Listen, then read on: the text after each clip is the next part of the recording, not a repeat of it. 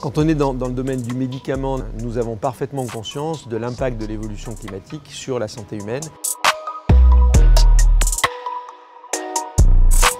Quand on est dans le domaine du médicament, de la médication familiale et des produits dermocosmétiques, c'est-à-dire des produits cosmétiques mais qui soignent des pathologies de peau, en fait il y a deux enjeux principaux dans le bien commun. Le premier, c'est l'accès au plus grand nombre à ces produits, puisque ce sont des produits de soins, donc qui aident chacun à aller mieux et à soigner ses maladies.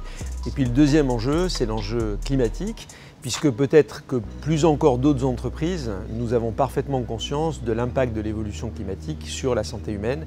Et donc évidemment, dans nos métiers, nous devons l'adresser au premier chef.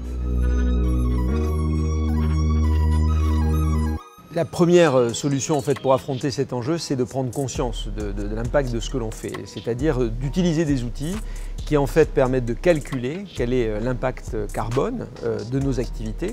L'impact carbone d'une entreprise comme Pierre Fabre, quand on prend ce qu'on appelle le scope 3, c'est 88% sont dus aux produits eux-mêmes et il n'y a que 14% qui est dû au transport, alors que d'autres entreprises vont être plus concernées par le transport.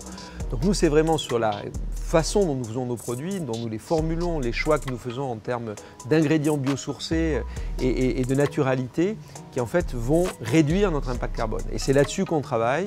Par exemple en embarquant des outils de mesure dans les outils qu'utilisent les chercheurs, de façon à ce qu'ils puissent en permanence, quand ils rajoutent un ingrédient ou quand ils font un choix d'ingrédient, eh bien savoir quel est l'impact carbone de celui-ci. Ça nous permet d'être beaucoup plus vertueux sur l'intégralité de notre processus d'innovation.